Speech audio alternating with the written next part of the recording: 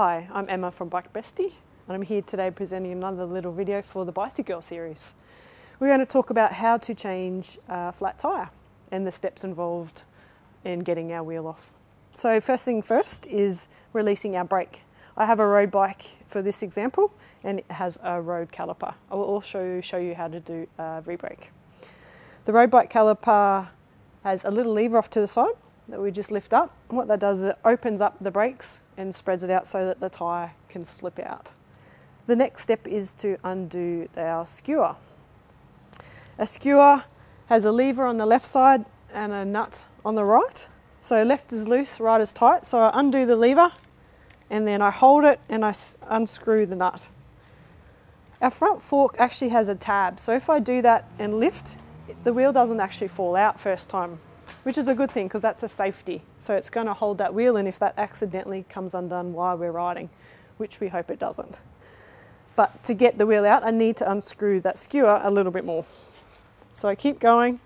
I don't need to take it off. It can stay on because there's springs in there. We don't want to take it off. We actually prefer to have it on. So I've done enough. And then I hold down the wheel with gravity and I just lift the bike up with a stem and the wheels come off. I'm just going to put the bike in the stand today because I can. But when we're on the side of the road, we probably should just put the bike, or we should put the bike lay down on its left side, not on its right side. On its right side is the drivetrain, and we don't want to lay the bike down on that side. Even if we're putting it into the car or something else, whatever we're doing with it, we always lay it down on the left side. So another type of brake is the V-brake, which is common on flat bar hybrids and mountain bikes. This is a little bit different from the road caliper as shown before. To release this brake, we've got to release the cable. So we push the two ends of the brakes together with your left hand. You pull firmly on the noodle with your right hand, lifting the cable in out of the gap, and then it releases open up. So now I'm going to show you how to remove the rear wheel, which is a little bit more complicated, but it's can be just as simple as removing the front once the steps are explained. The first step, unlike the front, is not the brakes, it's actually getting the gear into the little chain ring. So we just need to do that because it relaxes the chain for us when we want to put it back on. So you can change it down while it's standing still, and then pick up the back wheel and spin, just so that that chain is now down on the little cog. Okay? The next step is to release the brakes, just like we did on the front. So if you have your V calipers or your road, so we flip up that lever, and now we want to undo the quick release, just like we did before. Except this time we shouldn't have to unscrew it. We just undo the lever that's on the left side, and then we don't really need to unscrew the nut on the right. We can just let it sit there. This one doesn't have the dropouts, the little dropout tabs that are going to stop it from falling out. As you can see, the rear derailleur will move a couple of ways. It pushes down and then the body pushes back. For this exercise, we actually just want to push the body back, so then that's opening up the gap for the dropout to fall out. And as you can see, the chain goes in a nice big circle. So it just goes through and then does an S-bend through the rear derailleur. So it's not going to get in any other way. I grab the frame by the seat post, as that's the best way to control. I'm standing behind the bike on the left side, and I grab my right hand goes down and releases that rear derailleur, pushes it out of the way, and then I just lift up. And it usually falls out. Sometimes you may need to give it a bit of a bang, it might get caught.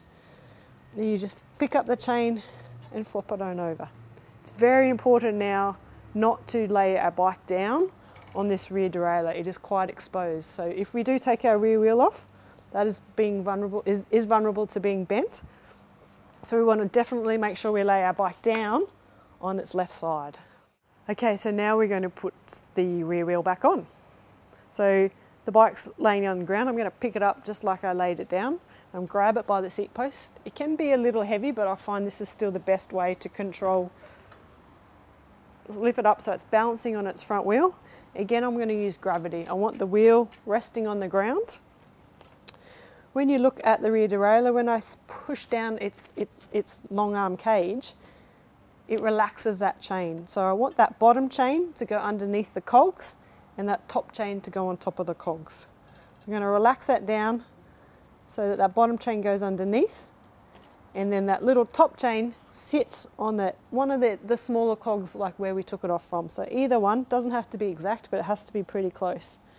Then we're going to release this, and we want to make sure that our front wheel doesn't get caught into our brakes, so we have to watch that it's moving up smoothly. So release this down, falls down in nicely. Sometimes we have to give them a little bit of a push back in, just to find the dropouts. So it's in there nice and straight, give it a bit of a wobble, make sure that it straightens up. And then we now tighten up our quick release. We may or may not need to tighten up the nut. It may have loosened itself a little bit. So tighten up, bringing that lever up nice and firm, just so it's not going to come undone. It doesn't have to be ridiculously tight. And then we want to pop our brakes back on. So pop our brakes back on. Then we want to make sure that our wheel spins smoothly. So spin our wheel, it's not rubbing, test your brakes, give them a squeeze, and also so we just want to check that the gears are running smoothly too. They might have come out of sync. So it's rolling nice and smooth. And now I'm going to show you how to put the front wheel back on. So we're holding the bike by the stem, as I find that gives us the most control with moving the handlebars and not having it tip over. I've got my wheel. The quick release lever goes on our left side and the nut on our right. So I put the wheel on the ground, again letting gravity help me. Line up the fork dropouts. Let it slot onto the skewer. Just be mindful of the brakes and make sure they don't get in the way. We hold our lever right as tight, tighten up the nut. So we want to tighten it all the way until then we start to want to bring that lever tight. At the moment it's too tight, so then I have to undo it, back it off about 1 1/4 turns, and then bring it up so it's nice and firm. Doesn't have to be really, really tight, but it certainly wants to be nice and firm. And then our final step, which is our most important step, is to drop our brakes back down.